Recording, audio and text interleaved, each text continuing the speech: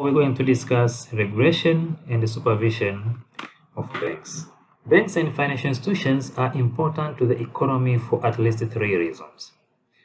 The first reason is that banks act as financial intermediaries. By acting as financial intermediaries, it means banks transfer funds from surplus spending unit to deficit spending unit of the economy. Okay, that is the meaning of financial intermediary, and the process is called financial intermediation. Right?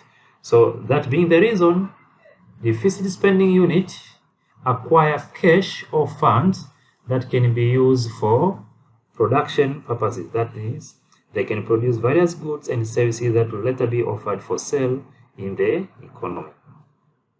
Secondly, they provide a wide range of financial services to the public. And what are the services that the public receive or enjoy from banks? It starts with the payment services. With respect to payment services, banks assist you to make payments related to tuition fees, trade-related, medical expenses, etc. Right? But also, there are some other issues that without banks facilitating this, or without banks offering this kind of payment mechanism, the entire economy cannot function smoothly. Okay, in absence of the bank, payment system will be seriously jeopardized and the economy can easily collapse. Thirdly, they increase the available supply of money through credit extension, which impacts directly upon the monetary policy of the country. Now, monetary policy is executed by the central bank. Okay? And in our case, that will be the BOT. But remember, in our country, we have only 5 BOT branches. Okay? Now, how is it possible for the BOT to be able to execute monetary policy? For instance, if the BOT wants to increase money supply in the country, okay, how is it possible with only 5 branches in all over the country? BOT utilize the aid of commercial banks. All right. Remember the tool of monetary policy. All right. Credit extension.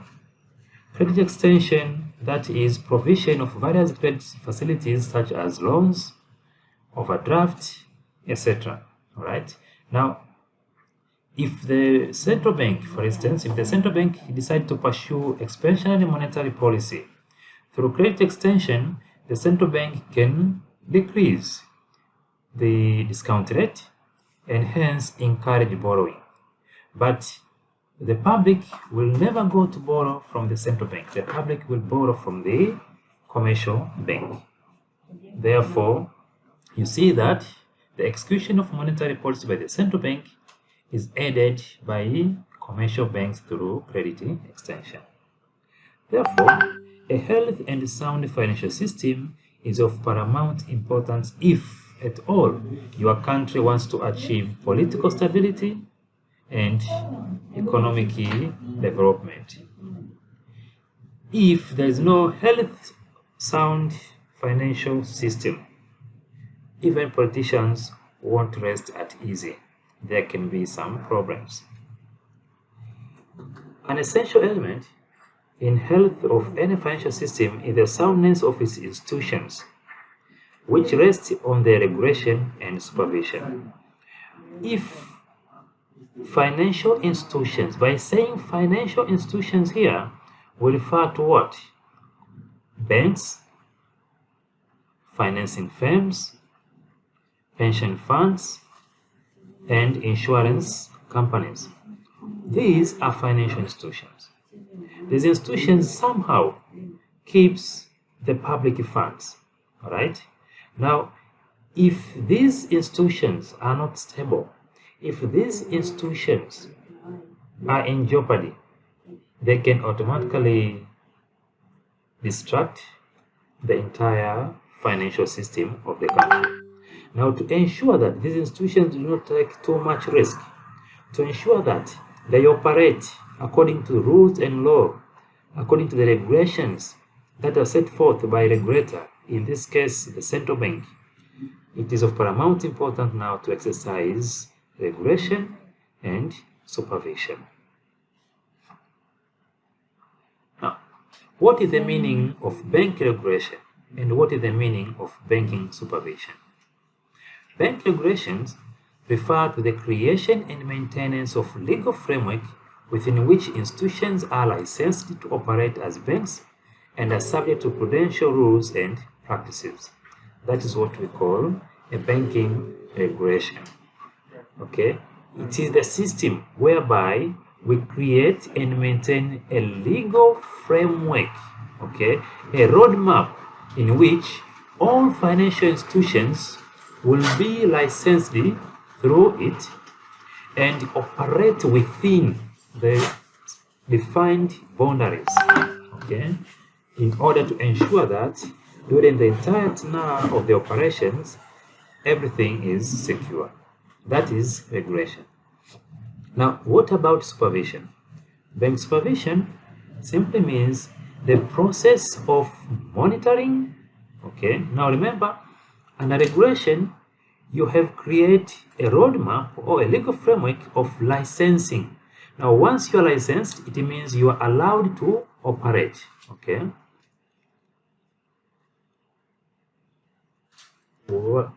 Once you are licensed as a bank, it means you are allowed to operate as a bank. And to operate as a bank, it means now you're doing the business of banking, which is what? To mobilize deposits from the public and to use the mobilized deposit for issuing credit facilities as well as investing in marketable securities.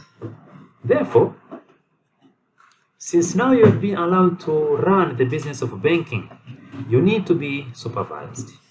Bank supervision is the process of monitoring the control system, activities, and financial condition of banks in order to ensure that these are always within the limits of prudent banking practice as set out in the prudential regulation referred to previously. Look, when you decide to open a bank, you'll have to apply for a license. Now, according to our laws, first of all, the application fee is around 10 million Tanzanian shillings.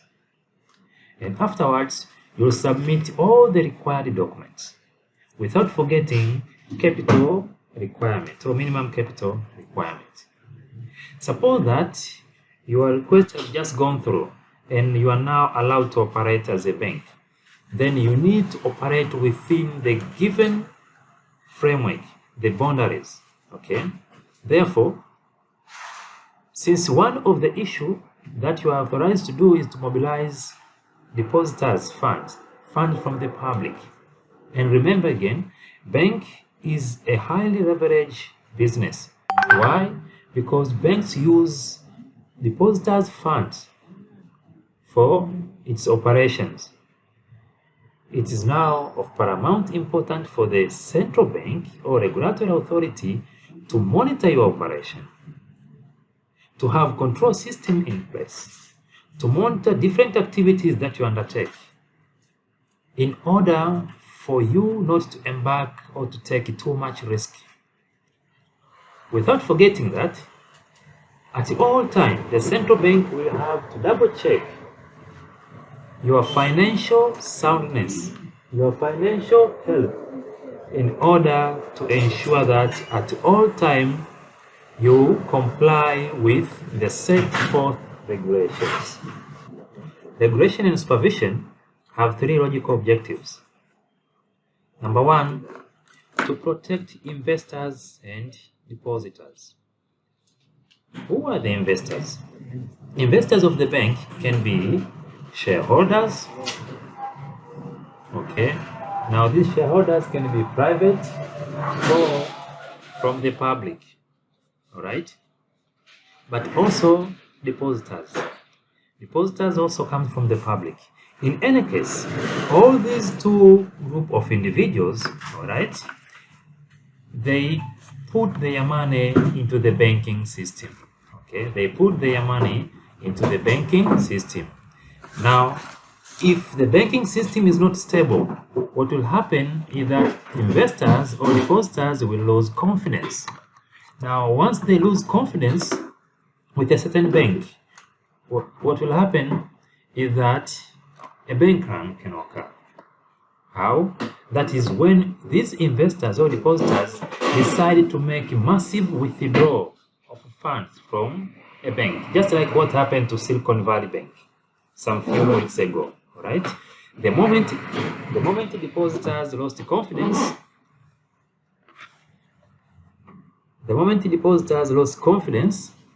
over the banking system, over the business operation of the Silicon Valley, they decided to make a massive withdrawal. And a massive withdrawal, I have told you this over and over again, all right? But no bank can sustain massive withdrawal from its depositors. Why? Because it is the deposit that the bank used to issue as loan. Therefore, to protect the integrity of the financial system, to ensure systemic stability, to prevent financial panic, we need regulation and supervision. To ensure that banks operate efficiently, okay, banks employ the professionals, people like you who have the required knowledge and skills to run the banking business, to run bank operations. We need to have regulation and supervision. And that's the reason at any moment the central bank can ask to audit any bank.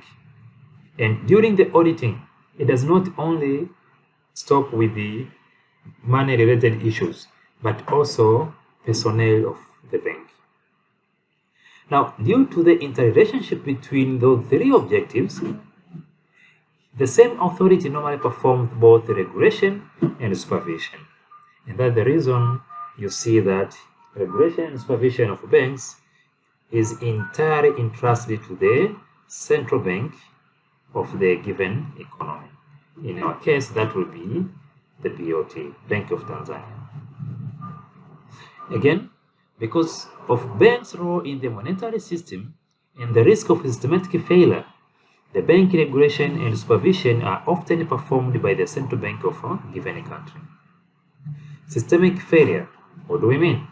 One bank gets into crisis, the crisis spill over to the next bank, just like what happened with the Silicon Valley Bank, or what happened with the Lehman Brothers back in 2008.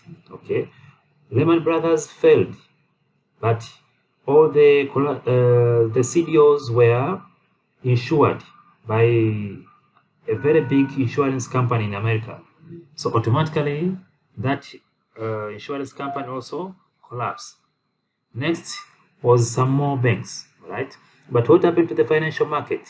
Shares start to plunge down, just like what happened some few weeks ago, right? So it starts slowly and then it spills over. If it's not contained, then it can cause even a very serious problem. So why do we need regulation and supervision?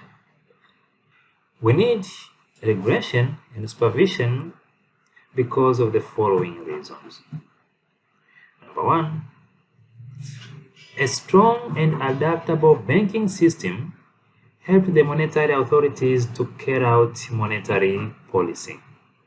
That is, to implement decisions about money supply and interest rates. Remember monetary policy. This is the policy that influences interest rate. All right, monetary policy influence interest rate through what?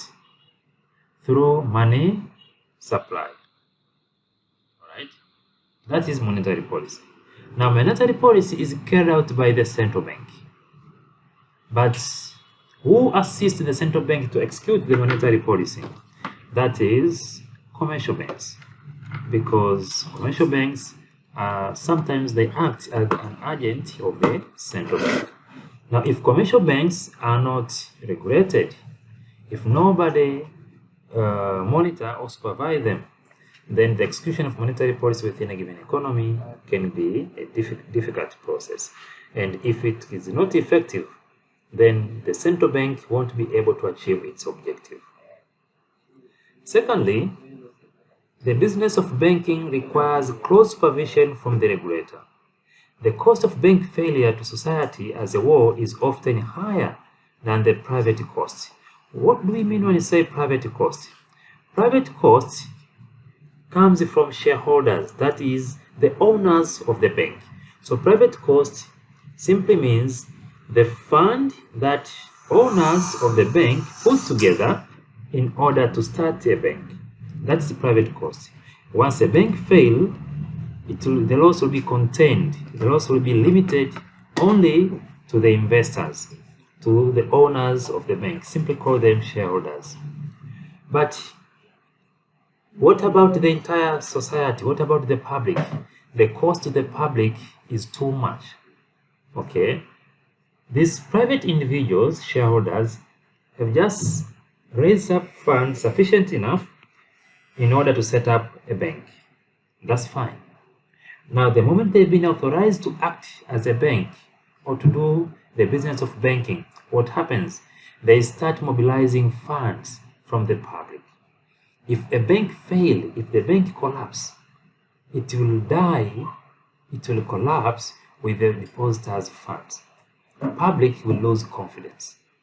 All right? And if the public is not protected, if depositors are not protected, it will be extremely difficult to convince them tomorrow or after some few days to come back again to the banks to make a deposit. That's the reason we need to prevent that in order to ensure that the system or the financial system is intact. The integrity of the financial system is not put into jeopardy at any time.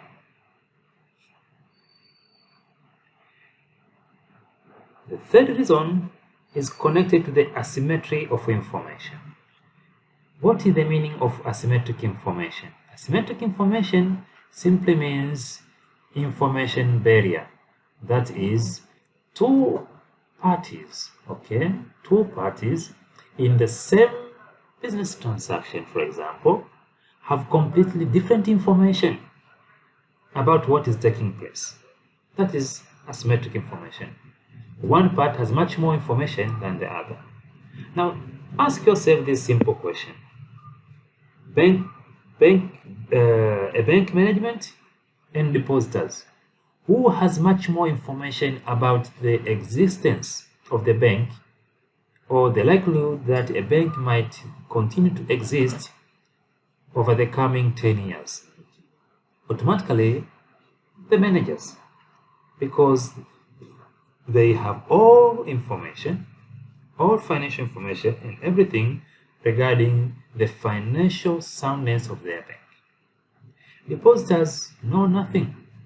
And that's the reason the moment there is even a slight chance or sign, symptom of a financial panic, depositors will run to the bank, to the ATMs to make a withdrawal, just like what happened to the Silicon Valley. Therefore, to ensure that depositors are protected, then regulation and supervision is of paramount importance. Depositors do not have sufficient information about the true risk that a particular bank faces, because these banks invest in different securities. For example, with the Silicon Valley, it started with some issues in the crypto market, the cryptos. So it was from the cryptos to the bank, then it was all about some bad loans, and before you know, massive withdrawal and the bank collapsed. Now it is as for the regulators or supervisors to ensure that such a thing does not happen. And the last reason for the regulation and supervision of banks is to protect the depositors against a surplus organization that misrepresent themselves as banks and unlawful collect deposit before absconding. And this have happened, okay? This have happened a lot. Sometimes some bad people will come and set up some organization, and if not careful enough, this organization might be called bank and start working as commercial banks, while actually they are not licensed. Therefore, if there is no anyone or any system in place to prevent such a thing, we can end up with a lot of fraudulent activities that can erode the public confidence over the banking system. And that is the reason now you are supposed to request for a license before you embark into the business of banking. With the license in place, no problem. You will be reporting, they will be monitoring you to ensure that you perform within the specified boundaries. And again, if anyone set up their business out there without the license, immediately the relevant authorities will get to them, and probably or most likely they will end up in jail, depending with the situation. Again, you have seen central bank closing down some banks that are underperforming. Okay, there was Kilimanjaro, was it Kilimanjaro Mwanga, something like that, a Fata Bank, all right, Tanzania Women Bank. Some few banks have been closed down, Twiga Bank, FBMW, all right. So any bank that is either inefficient or pose threat to the integrity of the financial system might suffer some consequences from the regulator, from the central bank. Now, how supervisory is done? What are the supervisory methodologies? The formal regulatory approach includes the following. Number one, licensing of banks and financial institutions. The establishment of regulatory provision and powers for supervisory agencies in the licensing process is a key element in regulating the soundness of the banking industry. A further element closely related to licensing is the procedure for making changes in ownership structure. All right. So the point here is that you cannot just wake up tomorrow morning and decide to set up an organization and call it a bank and automatically start mobilizing funds from the public and issuing loans, right? You need to follow some formal procedures in order to be granted a license to perform or to work as a bank or any other financial institution. Short of that, you'll be in problem with the regulatory authorities.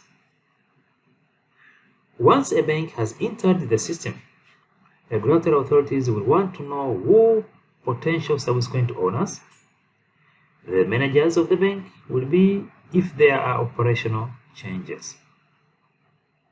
You see, why?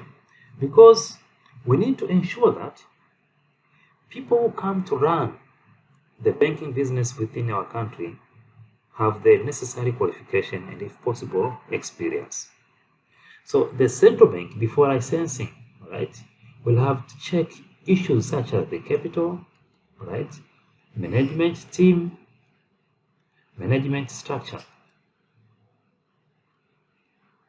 And capital, for instance, the capital adequacy, there is a minimum capital adequacy, required capital, that must be kept all the time. Management team, we need to check their CVs, their accomplishments, etc.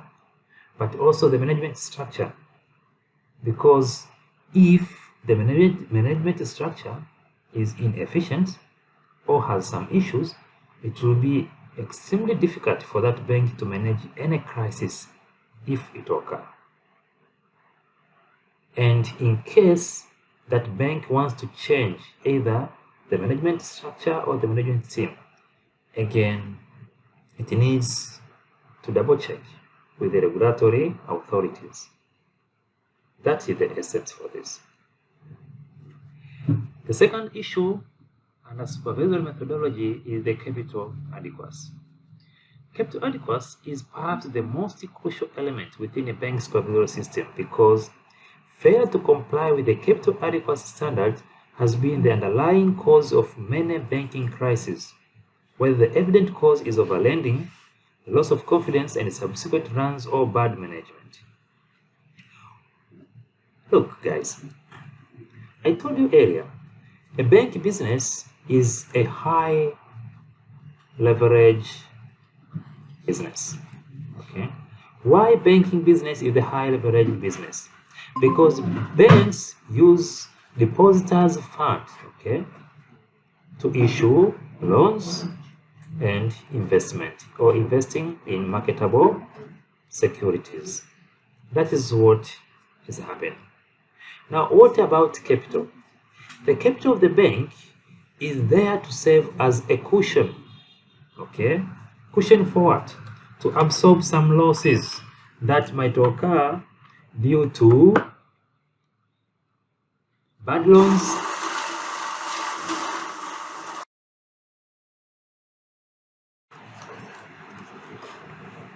we might suffer some losses due to bad loans, poor lending. Okay, so that is to say, now if you have small capital and you suffer from massive losses, okay, in lending business, this capital won't sustain the pressure, so the entire bank or the entire system will collapse. One of the issues that led to the collapse of the Silicon Bank, or one of the issues that led to the collapse of the Lehman Brothers Bank in USA back in 2008, was severe losses in the credit market, particularly with the CDOs and subprime mortgages.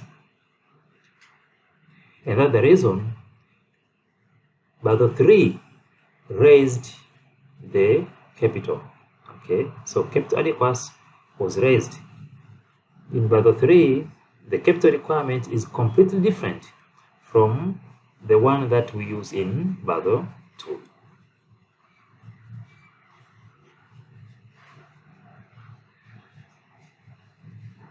Adequate capital levels, at least in theory, should allow any financial institution to survive any event. How? If you suffer some massive losses and you have a very fat capital, what happens is you take a portion of the capital and you compensate the losses. But if you have small capital and you suffer massive losses, then this capital won't sustain to compensate these losses. So automatically the bank will collapse. And that's the reason, as I said earlier, Basel III advocate for higher banking capital, contrary to capital requirement under Basel II.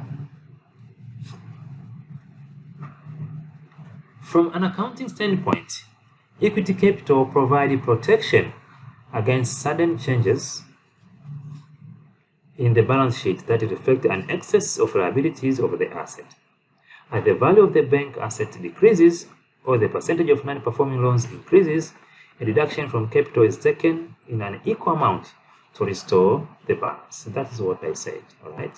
So, unlike other businesses where we use capital to run the business, with the bank is a bit different. Bank use deposits, right, to issue loans. Now, if loans do not perform, okay, if you end up with some serious bad loans leading to serious or severe losses, then we can take a portion of the capital and compensate these losses. Right? With no sufficient capital, you won't be able to compensate these losses and survive. So ultimately, that bank will collapse. Again, there is an issue of credit risk management. A bank is required by law, okay, to offer credit. And the immediate cause of the banking crisis or bank failure is the credit crisis. If the credit does not pay off, a bank most likely will collapse. Silicon Valley has some credit issues. Lehman Brothers has some credit issues. So the credit issue is the one that triggered the collapse of those banks. Credit granting standards and monitoring is essential to financial stability and soundness in any financial institution. Since banks use depositors' funds to issue loans, we have to follow the required standard in order to prevent failure, to prevent higher rate of default. And that's the reason we need to ensure that there is a proper credit appraisal prior to disbursement of the fund. We need to ensure that only qualified individuals within the public are the one who receive these loans. You need to ensure that once the loan is disbursed, then the same loan will be repaid back with its subsequent interest. Okay, that is, principal plus interest are recovered within time. Remember the principles, okay, the three principles of lending. Number one, liquidity. Number two, safety of the fund. And number three, profitability. Therefore, if lending or loan is not safe, if there is no liquidity with the entire lending operation, a bank might end up in some crisis, liquidity crisis. What about another issue? Internal control. The use of internal control system in banking is an indispensable part of any regulatory system. Banking supervisors must determine that banks have adequate policies, practices, and procedures in place, including a proper KYC or KYC rules that promote higher ethical and professional standard in the financial sector and prevent banking being used intentionally or unintentionally by criminal elements. All right, look at the issues that have been highlighted here: policies, practices, and procedures. Okay, these three 100% concerns a banker, an individual working for a bank. You have to follow, you have to adhere to banking policies, you have to adhere to a set forth practices and procedure. And that's the reason in your bank, in your given bank, you have what? You have these so-called financial regulations. You have different manuals and regulations, and you're supposed to go through them in order to ensure that you really work according to the set forth policies, practice, and procedure, short of which you might end up being terminated or seriously reprimanded.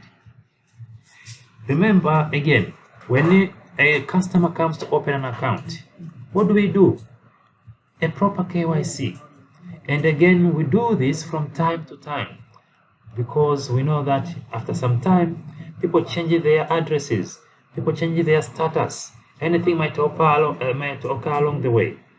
That is the reason they insist on the rules of the KYC and promote higher ethical and professional standards in the financial sector.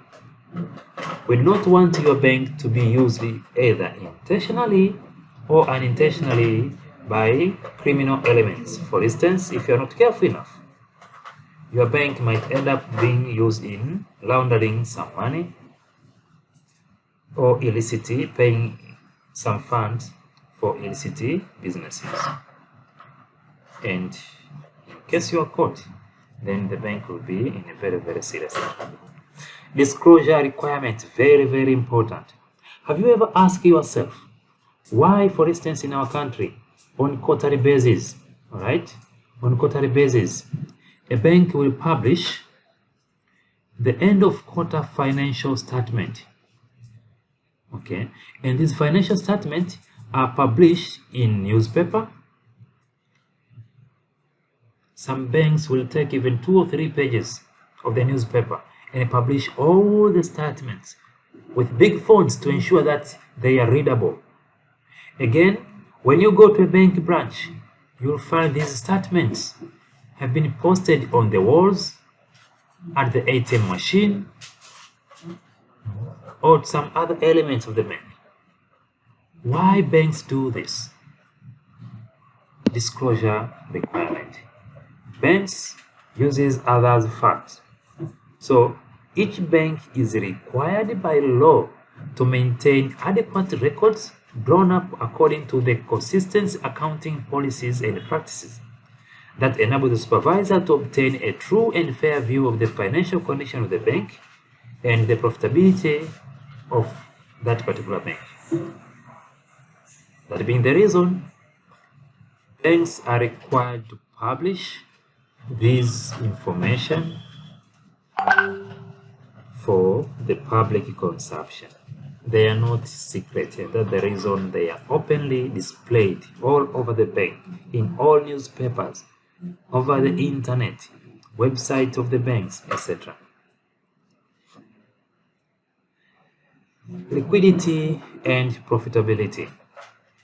Banks need liquidity in order to fulfill their contractual commitments, particularly short-term maturing obligation. And what are the short-term maturing obligations? A simple example is customers withdrawal request. All right, customer withdrawal request is a very good example of a short-term banking commitment. If a bank is not liquid enough, it cannot handle this withdrawal request. Supervisory and regulatory measures imposed on banks should ensure that banks have a diversified funding base, both in terms of sources of fund and the maturity breakdown of the liabilities, and should also maintain adequate level of liquid assets. Thus, appropriate liquidity risk management measures include monitoring and supervising assets, liabilities, and of balance sheet positions. Some banks in some few years back were highly engaged in off-balance sheet activities because they were deemed profitable. But again, these off-balance sheet activities, some of them are risky. Okay. Therefore, there need to be a check and balance. A bank is not supposed to engage too much in these activities as it might be exposed. Again, there is an issue of bank asset against bank liability. Consider a scale, right? If liabilities exceed assets, what's going to happen? The bank will collapse. So we need bank assets to exceed liabilities. That means the bank is sound and it can meet both short-term and long-term liabilities. By doing so, that bank can survive. Another issue to check is the foreign currency exposure. Foreign currency exposure simply means the sensitivity of a bank or a firm's cash flow to changes in exchange rate. Supervisory measures include monitoring and controlling bank foreign exchange activities. Remember, these banks are interconnected. Okay, we're working with some banks which are out there. Sometimes we make payments, sometimes we receive payments. You have this so-called the exchange market or the forex market. Therefore, if the bank is too much exposed, it might end up into some crisis. If the bank is too much exposed with the volatility of the exchange rate, it might suffer some serious losses. And if those losses are not accommodated, then there can be a crisis either within the bank or to the entire system. Therefore, monitoring and control measures may involve one or more of the following activities. Number one, the surveillance of banks' internal control procedure. Number two, the setting of more or less formal guidelines for or limits on banks' foreign currency exposure. Like, you do not let the bank invest in those foreign currencies as it wishes. Okay, consider a bank as your own child.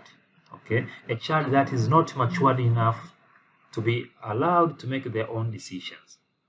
All right, we all know that as parents we have set some rules for our child, like they are allowed to play for some few hours and afterward they have to come back in the house and do some other activities and ultimately go to bed. All right, so we control everything. Now that is to say, your child or your children are the commercial banks, are the banks in your financial system, your family, the financial system, or the environment. And you, a parent, is a central bank that you control. You do some surveillances. You set some guidelines within your house, okay, within the system to ensure that your child play within the framework that we have established. And you do not let them act or do at their pleasures. Likewise, the central bank does not allow these commercial banks to do at their pleasures. Simply say there is some sort of a tight leash. Now, how do we do bank regulation and supervision in Tanzania? Basically, there are two principal acts. That is, the Bank of Tanzania Act of 2006 and the Banking Financial Institution Act of 2006. These are the main acts that we use for regulation and supervision of banks in Tanzania.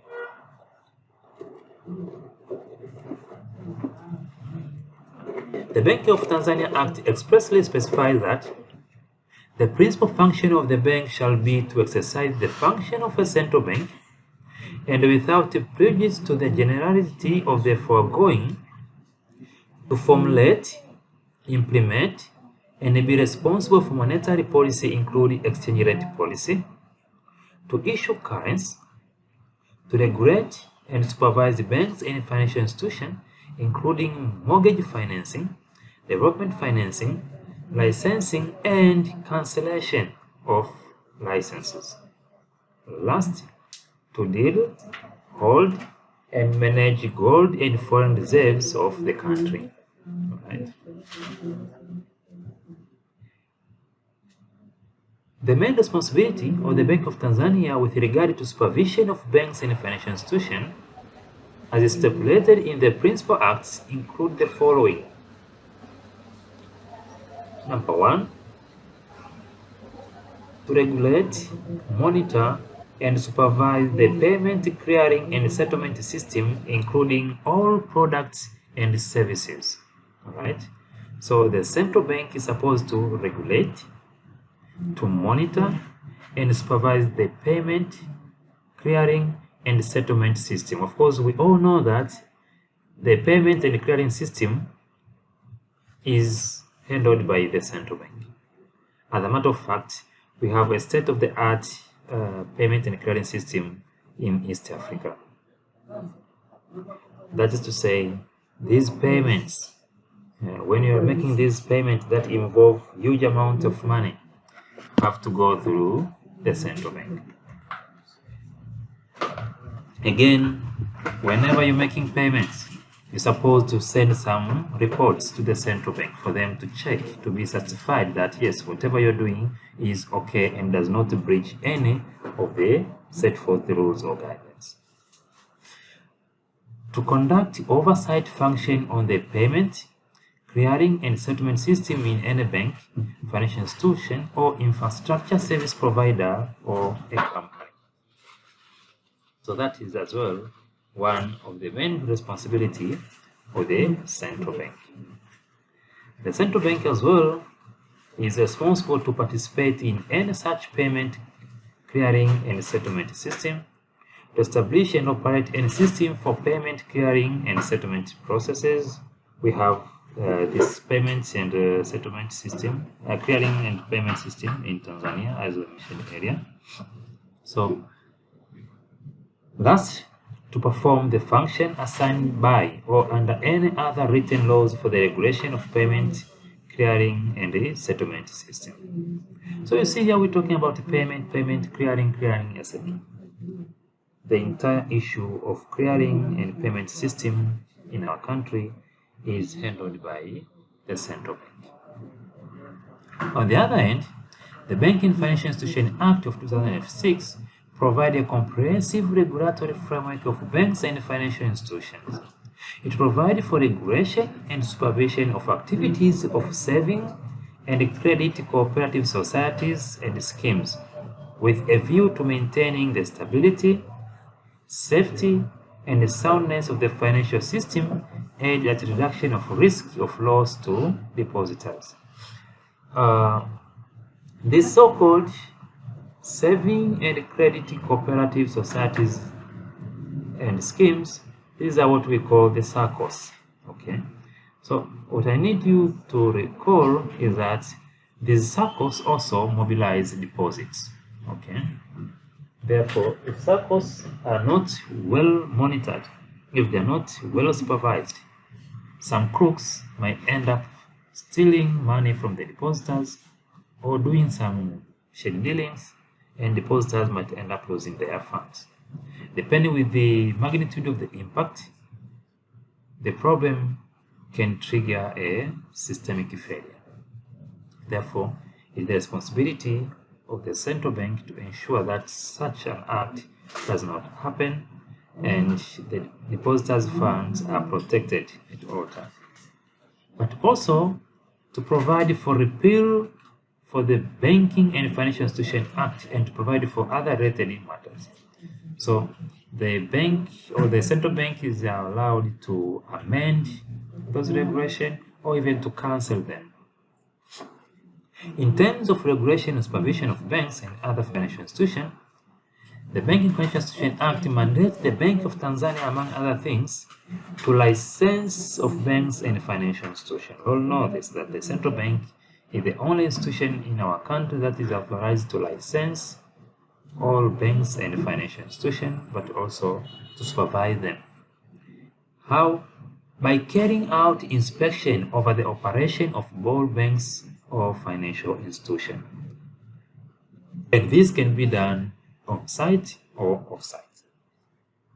If the central bank is unhappy with whatever is happening with your commercial bank, at any moment it may ask you to produce some specific reports, documents, and the central bank personnel might even pay a visit to your bank in order to see how things are run by your people. So, a bank or the central bank require any bank or a financial institution to provide a periodical written reports at such times and in such a manner as may be prescribed by the Bank of Tanzania. Of course, there is like a template, all right? So that template is distributed to all these financial institutions and commercial banks, and it is that template that will be used by those financial institutions and commercial banks to report or to provide the required reports to the central bank. Again, implementation of prudential control concerning capital adequacy, that is required capital, liquidity to prevent those liquidity crises, concentration of credit and risk diversification, asset classification and provisioning, and last, prohibited activities. Banks, unlike other financial institutions, have a limitation or a limit of risk taking. Like, for instance, if we were to compare the investment that are undertaken by pension fund, pension fund, insurance companies, and banks, you'll find out that pension fund and insurance companies take much more risk than commercial banks. There is a limitation to what the commercial bank can invest into, to the amount of risk that commercial banks can decide to take. Right? Another issue is that the central bank facilitates and monitor deposit insurance fund, for the purpose of which it is to protect small depositors. Of course, if you guys were following, on the Friday when Silicon Valley collapsed, the Deposit Insurance Board of United States promised all insured customers that in the next business day of Monday, they will be reimbursed their deposit. How big was that decision? Conversely, in our country, we have the Deposit Insurance Board. It is there to protect these small depositors. As far as I know, for instance, if a bank collapses within our country, all those individuals whose deposit does not exceed 1.5 million Tanzanian shillings will be reimbursed right away. But all other individuals whose deposits is in excess of 1.5 million will initially receive the 1.5 million, and the rest of the money will be received right after the completion of the liquidation process. So you can see here that technically the Deposit Insurance Fund or the Deposit Insurance Board is there to protect small depositors. And small depositors, according to some research and classification in our country, are all those depositors whose deposit does not exceed 1.5 million. So these people are highly protected by this organization.